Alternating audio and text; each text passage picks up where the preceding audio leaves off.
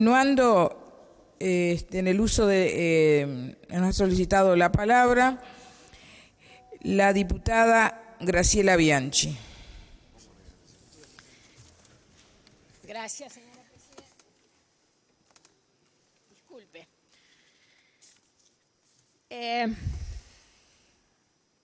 Otra vez en estos temas que nos resultan muy difíciles, porque son temas que nadie le va a negar la trascendencia, la importancia y el valor que tienen, y no necesitamos, señora presidenta, que ningún organismo internacional nos diga lo que tenemos que hacer, porque el Uruguay siempre supo soberanamente reconocer estas situaciones. Somos hijos de clemencia para los vencidos, somos hijos de ni vencedores ni vencidos. No por casualidad el Estado uruguayo ha reconocido los genocidios que se han producido a lo largo de la historia, y en especial uno que es reconocido por muy pocos países, como es el genocidio armenio. O sea que las organizaciones internacionales las escuchamos, nosotros firmamos tratados, pero cuando los ratificamos forman parte de la legislación uruguaya.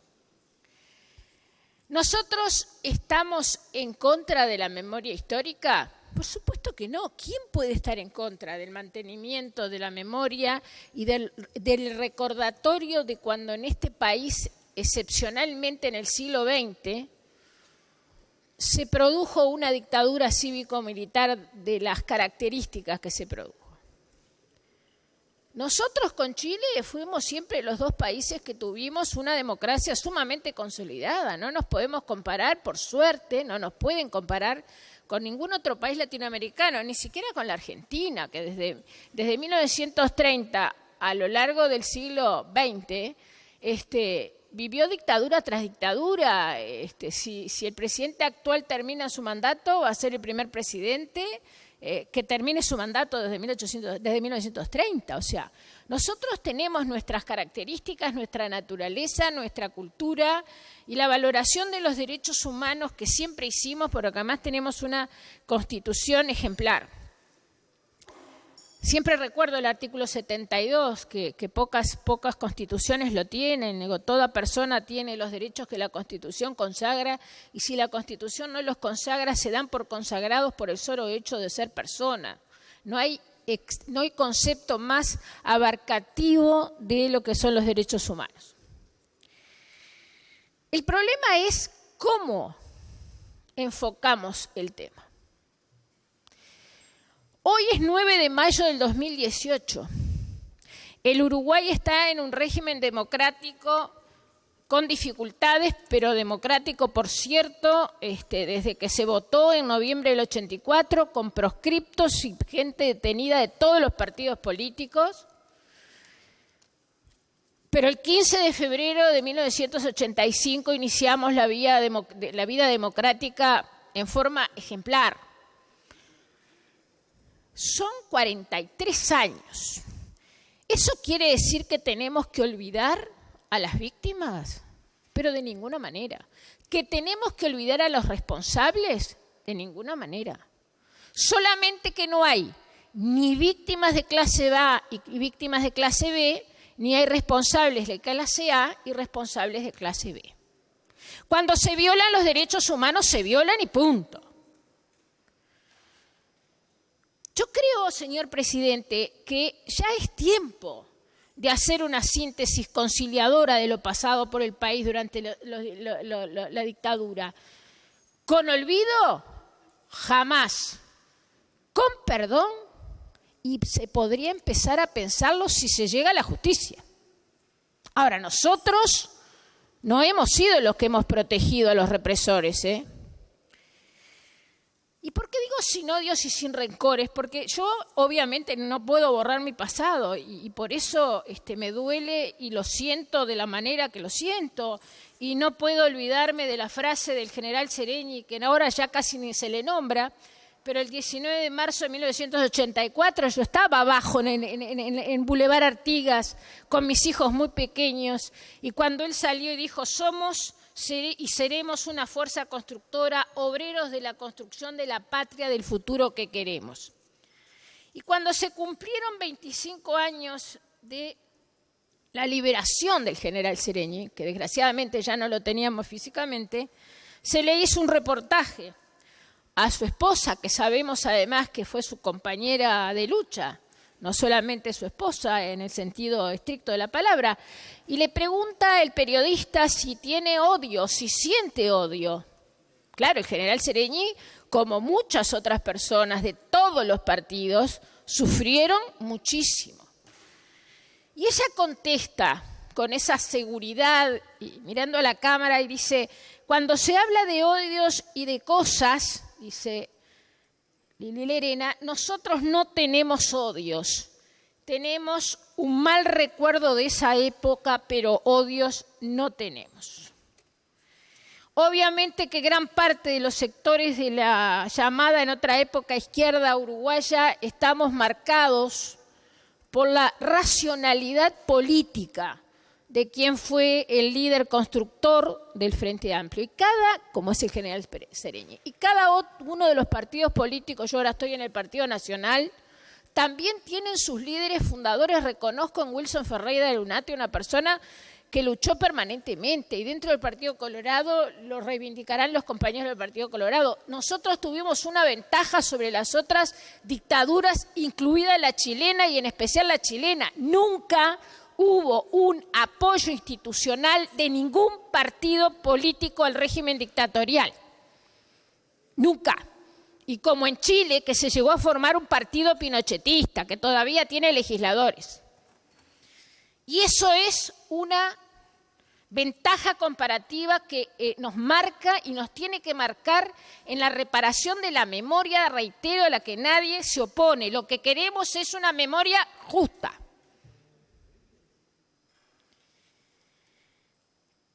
La verdad, yo pienso, señora Presidente, que de acuerdo a los antecedentes que tenemos de que lo que pasó en el Senado y de las conversaciones que hemos tenido y del tratamiento que se le da al tema, muy rápidamente, demasiado rápidamente. ¿Por qué de golpe esto?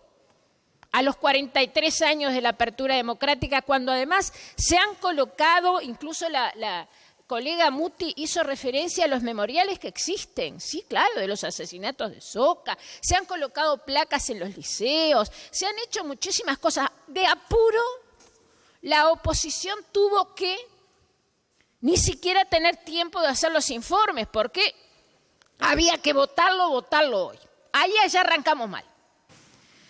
Porque estamos perdiendo, señora Presidente, una oportunidad histórica para, en definitiva, hacer lo que decía al principio, una síntesis, pero una síntesis con racionalidad política de lo que efectivamente nos pasó. ¿Que no lo vamos a decidir en una ley? Obviamente que no, pero cuando escribimos una ley y la sesgamos, estamos sesgando la voluntad de la población, porque yo lamento tener que recordar que el plebiscito del 80, cuando ya se habían producido muchas violaciones a los derechos humanos, muchas, triunfó el no. Y bien que se militó, pero escasamente por el 55%. Vamos a dejarnos de la épica por la épica misma. Y después la ciudadanía laudó por 2 veces la ley de caducidad o de la ley de pretensión, del cese de la pretensión punitiva del Estado. Entonces, cuando hablamos del pueblo y hablamos de la ciudadanía, cuidado con esas expresiones, porque hay manifestaciones concretas de la ciudadanía en el mismo sentido. ¿O no? Y sí, yo la verdad no me gustaron. En el 89 pensé que era por miedo, pero después cuando se repitió el plebiscito y volvieron, que no se debía haber repetido, y la población volvió a decir que no, dije, bueno, ya ahora no es el miedo. Ya ahora es una concepción cultural de cómo tenemos que salir de los conflictos, y vuelvo a repetir, somos hijos de clemencia para los vencidos y somos hijos de ni vencedores ni vencidos. La historia es una ciencia social, señora Presidente, pero una ciencia al fin. Los hechos recientes, sean cuales sean, tienen que pasar por el proceso de ponderación del transcurso del tiempo.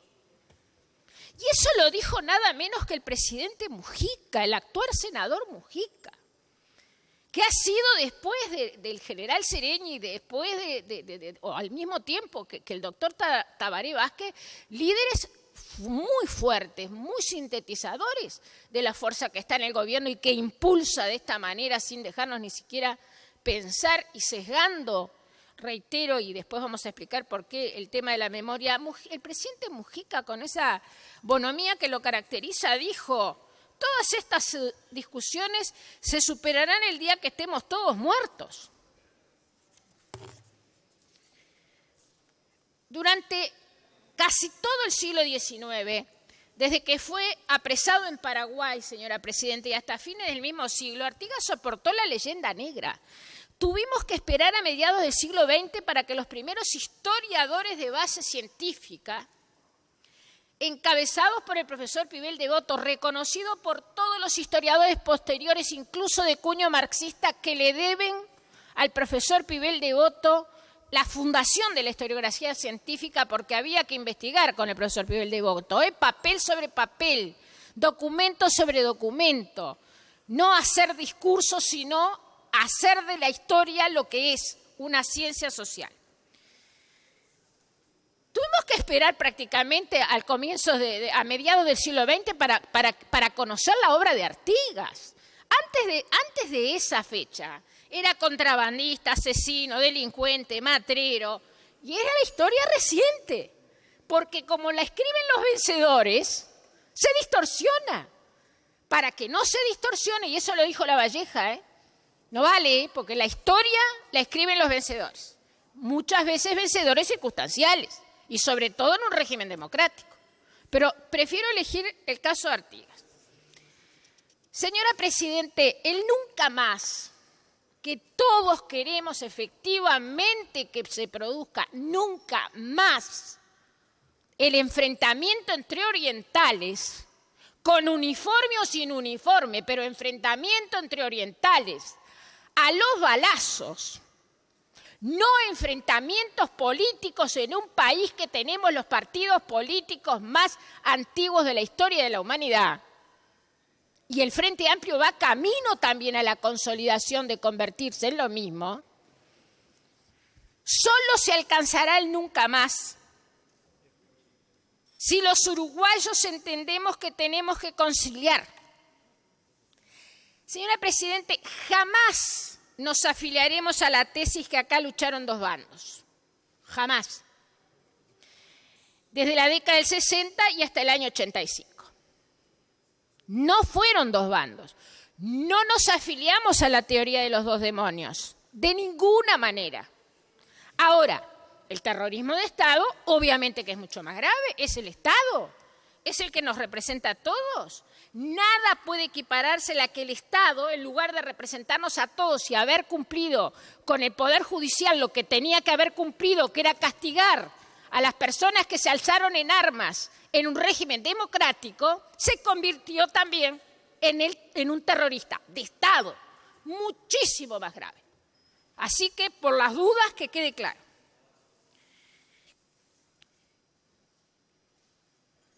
La guerrilla en el Uruguay, señora Presidente, es muy responsable de la violencia que se produjo en el país en la década del 60, que había causas estructurales y dificultades económicas y sociales, y claro que sí, pero los uruguayos, después que abandonamos la costumbre de andar por las cuchillas, resolvimos las cosas democráticamente.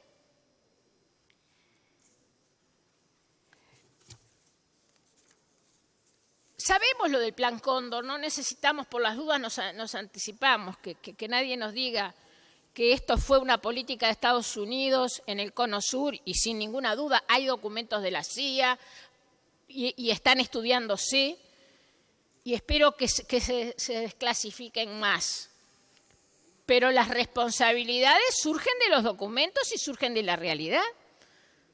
La guerrilla tuvo responsabilidad en la alteración del orden institucional. Cuando empezaron las primeras acciones terroristas en el año 62, algunas escaramuzas, y en el año 63, que no se nos diga que acá había un régimen dictatorial, ni siquiera autoritario. Ni siquiera autoritario. Vivíamos en una democracia como lo fuimos hasta febrero de 1973. ¿Régimen autoritario? Sí. Hubo un periodo cercano al 73 donde era un régimen autoritario, sí, pero no es dictadura. Y las medidas prontas de seguridad, señora Presidente, ¿me permite? Se me terminó el tiempo. Le doy la palabra al diputado Juan José Olaizola. Le voy a pedir una interrupción al diputado Olaizola. Se la concede. Gracias, señora Presidenta. Las medidas prontas de seguridad están en la Constitución. Yo no necesité que me contaran las cosas, yo las viví.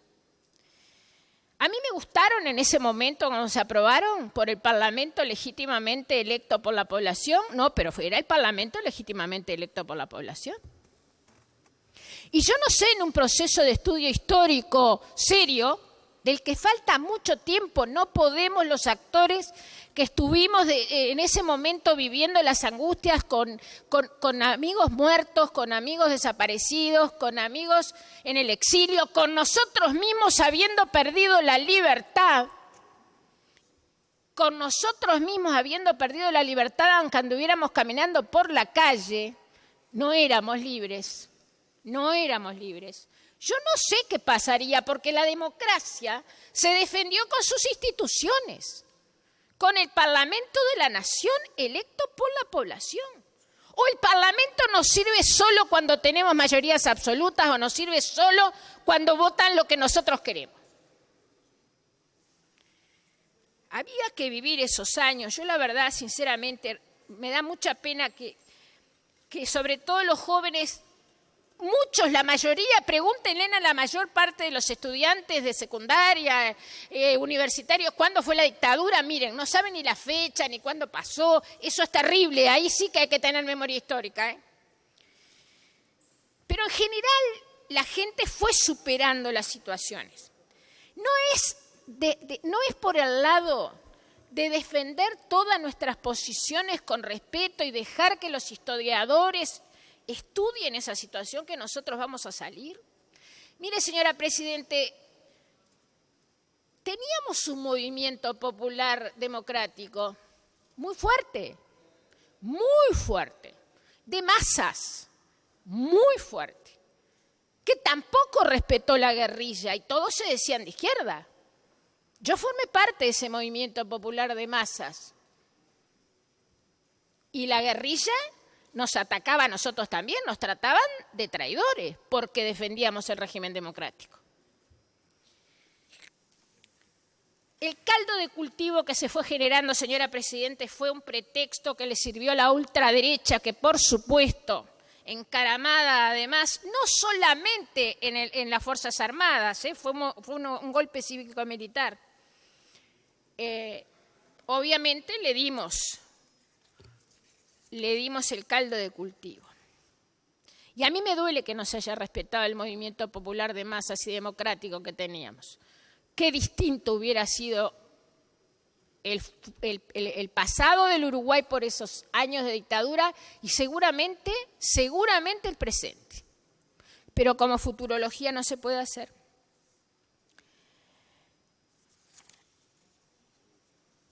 Estamos de acuerdo, señora Presidente, que cada muerto, cada desaparecido, cada torturado, cada preso y todos los que perdimos la libertad, aunque estuviéramos, ya dije, aparentemente libres, no nos merecíamos que se hubiera quebrado la República.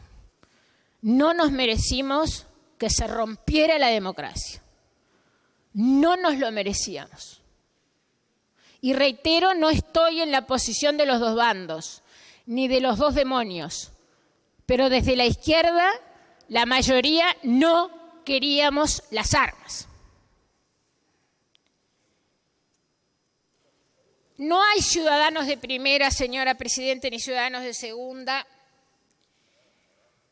Las víctimas que se produjeron fuera de la guerrilla o fuera de los que participaron en la guerrilla, no pueden ser considerados efectos colaterales. Ni Pascasio Báez, ni el señor que estaba en la esquina de Pando, que ni siquiera recordamos el nombre porque realmente hay víctimas de segunda, ni la empleada de servicio de cuando estalló la bomba del club de golf. Nunca entendí desde la izquierda la muerte de los 4 soldados en la puerta de uno de los coroneles o generales que sí eran responsables de la situación. ¿Sabemos los nombres? ¿Hay memorial para ellos? ¿Son víctimas de segunda? No, señora Presidenta. Esa es la gran discrepancia que tenemos con este proyecto. Pero además hubo una cosa que realmente también es el momento. Le voy a pedir al diputado Olaizola si me permite otra interrupción. Sí, puede continuar, diputada. Gracias. Nadie pidió perdón acá, ¿eh? Ni los militares ni los guerrilleros, nadie. Hoy hasta la FARC y la ETA están pidiendo perdón. Y la protección a los mandos militares que participaron en la negación de la verdad y en no dar los datos para saber dónde están los cadáveres de los desaparecidos y para saber qué pasó en la mayor parte de los cuarteles, no los protegieron ninguno de los partidos fundacionales. Acá no voy a caer en leer cosas que todos sabemos, pero hasta todos los movimientos, todas las agrupaciones de defensa de los derechos humanos condenaron a un ministro de Estado de Defensa por acusarlo precisamente de amparar la impunidad. ¿Y el por qué se amparó la impunidad de los presuntos antes férreos enemigos? Los historiadores lo tienen que estudiar, no nosotros, no lo sabemos. Y los documentos de la CIA y del FBI, todo lo demás, seguramente nos van a dar información.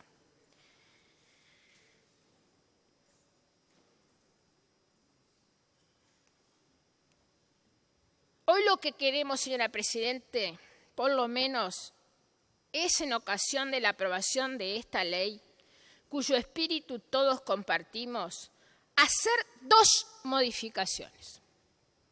2 modificaciones. Una, que en el artículo 3º, que justamente declara el recordatorio y reconocimiento, debe ser para todas las víctimas, no solamente para la del terrorismo de Estado. Porque hoy se nos contestó en la comisión, bueno, después que se forme toda esta superestructura, que por supuesto tampoco estamos de acuerdo, por más que sea honoraria, porque no hay cosa mejor para enterrar algo y que no lo queremos que se entierre, es que crear todo este tipo de organismos y recontraorganismos y asociaciones y todo lo demás, cuando hay direcciones de derechos humanos, institutos de derechos humanos en todo el Estado. Por favor, hagan las cosas en lugar de seguir con los discursos. Bueno, lo que queremos es que se incluya a todas las víctimas. No queremos negar la memoria, pero las otras son víctimas, todos fuimos víctimas. Y la otra cosa, señora Presidente, que no podemos admitir es que se distinga desde el 13 de junio de 1968 hasta el 73 por las medidas prontas de seguridad, y no voy a repetir lo que ya dije, que hubo muertos, sí, algunos eran del movimiento popular de masas al que yo pertenecía. El emblemático como Liberarse pertenecía a ese movimiento de masas, no pertenecía a la guerrilla. Ahora, era autoritario el régimen y había que reprimir la quedó gente inocente, como después del 76 también, porque los que pertenecían a los movimientos de masas pacíficos pasaron lo que pasaron de tortura y sacrificios y muerte, como los otros que agarraron las armas. ¿Lo justifico? De ninguna manera. Se agarraron las armas y se equivocaron a la justicia, como hizo España, como hizo Italia con las Brigadas Rojas. Pero nosotros no. Y sí, ahí hubo mucha cosa oscura que hay que investigar. Entonces no estamos de acuerdo con esa distinción. Para nosotros la dictadura empezó en febrero de 1973 con los comunicados 4 y 7. Si quieren discutir si fue en junio, y lo discutiremos. Yo, la verdad, como militante relativa, porque recién me había afiliado a la Juventud Comunista, cuando leí el Popular de ese día, la tapa del Popular me quería matar. Porque no entendía nada cómo ahora teníamos que estar de acuerdo con los militares. Ahora, la gran pregunta, señora Presidente, que hacemos como Partido Nacional es, para el Frente Amplio, cuya integración en 1971 no es la de ahora en cuanto a grupos políticos. Después de todo lo que hemos pasado, ¿no se pueden aceptar estas dos modificaciones? Compartiendo el espíritu, la necesidad, poniéndonos a disposición en todo lo que el Estado necesite, ¿no pueden aceptar esas dos modificaciones? Si no la aceptan, señora presidenta, es porque no hemos aprendido nada. Y eso es lo que realmente me preocupa. No hemos aprendido nada. Y ¿saben una cosa, señora presidenta? Se terminó la época de callarnos. Porque hasta culpa teníamos de hablar de las otras víctimas. No sé si le queda tiempo a hablar. Bueno, si me permite, gracias, presidente. Sentíamos hasta culpa de hablar de Pascasio Báez.